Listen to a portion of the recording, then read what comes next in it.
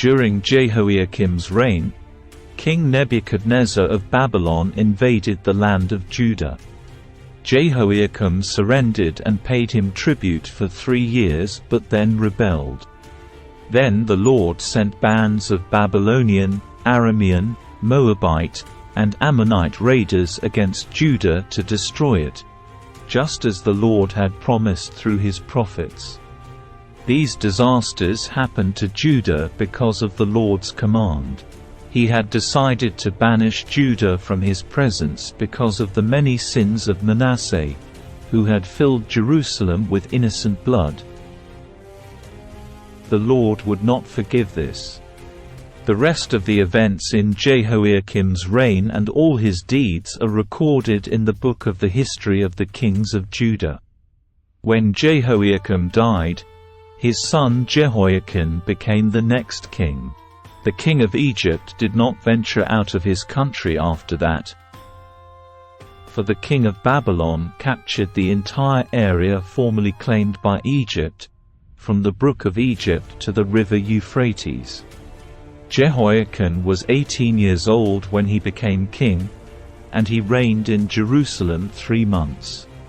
His mother was Nehushta, the daughter of Elnathan from Jerusalem. Jehoiachin did what was evil in the Lord's sight, just as his father had done. During Jehoiachin's reign, the officers of King Nebuchadnezzar of Babylon came up against Jerusalem and besieged it. Nebuchadnezzar himself arrived at the city during the siege. Then King Jehoiachin, along with the queen mother, his advisors, his commanders, and his officials, surrendered to the Babylonians. In the 8th year of Nebuchadnezzar's reign, he took Jehoiachin prisoner. As the Lord had said beforehand, Nebuchadnezzar carried away all the treasures from the Lord's temple and the royal palace. He stripped away all the gold objects that King Solomon of Israel had placed in the temple. King Nebuchadnezzar took all of Jerusalem captive, including all the commanders and the best of the soldiers, craftsmen, and artisans, 10,000 in all. Only the poorest people were left in the land. Nebuchadnezzar led King Jehoiachin away as a captive to Babylon, along with the queen mother, his wives and officials, and all Jerusalem's elite. He also exiled 7,000 of the best troops and 1,000 craftsmen and artisans, all of whom were strong and fit for war. Then the king of Babylon installed Mattaniah, Jehoiachin's uncle, as the next king, and he changed Mattaniah's name to Zedekiah. Zedekiah was 21 years old when he became king, and he reigned in Jerusalem 11 years. His mother was Hamutal, the daughter of Jeremiah from Libnah. But Zedekiah did what was evil in the Lord's sight, just as Jehoiakim had done. These things happened because of the Lord's anger against the people of Jerusalem and Judah, until he finally banished them from his presence and sent them into exile. The fall of Jerusalem. Zedekiah rebelled against the king of Babylon. So on the 15th of January, during the 9th year of Zedekiah's reign, King Nebuchadnezzar of Babylon led his entire army against Jerusalem. They surrounded the city and built siege ramps against its walls. Jerusalem was kept under siege until the 11th year of King Zedekiah's reign. By July 18, in the 11th year of Zedekiah's reign, the famine in the city had become very severe, and the last of the food was entirely gone. Then a section of the city wall was broken down.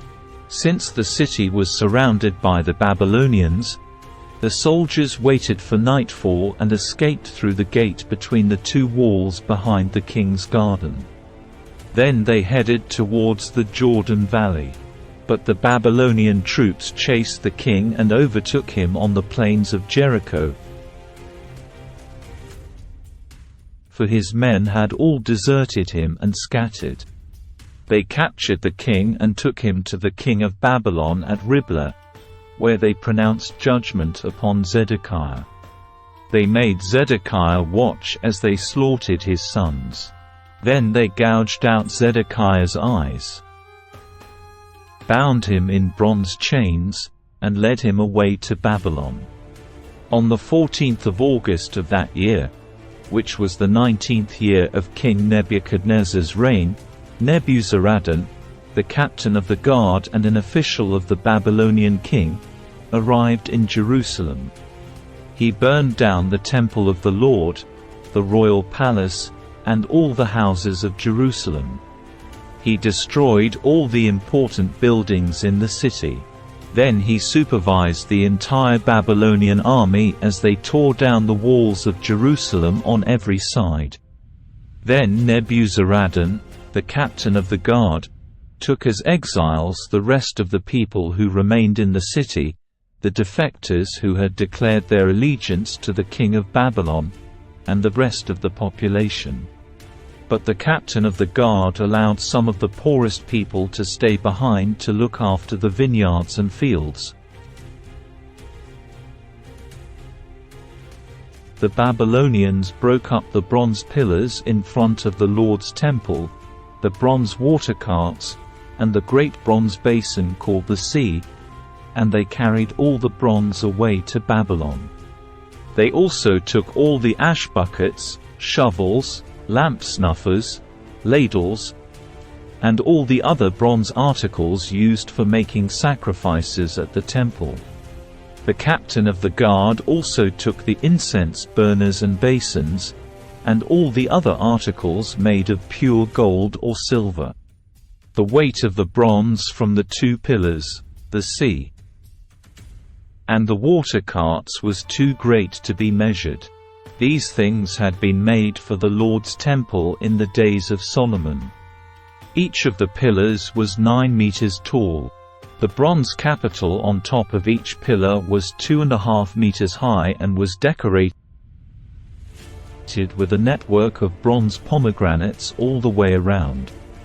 Nebuzaradan, the captain of the guard, took with him as prisoners Seraiah the high priest, Zephaniah the priest of the second rank, and the 3 chief gatekeepers.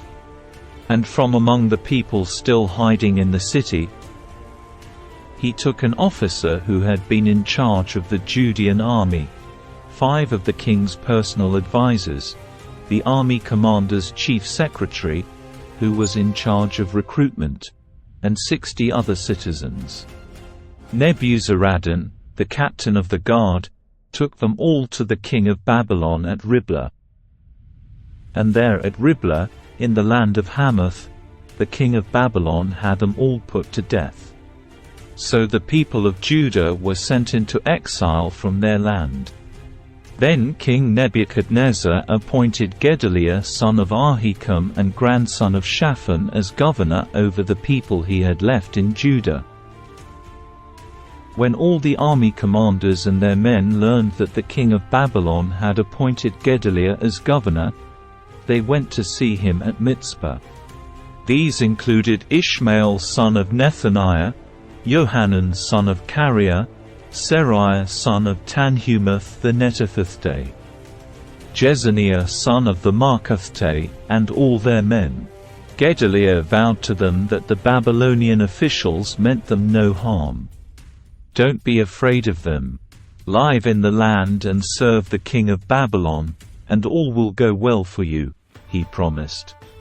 But in mid-autumn of that year, Ishmael son of Nethaniah and grandson of Elishama, who was a member of the royal family, went to Mizpah with 10 men and killed Gedaliah. He also killed all the Judeans and Babylonians who were with him at Mizpah.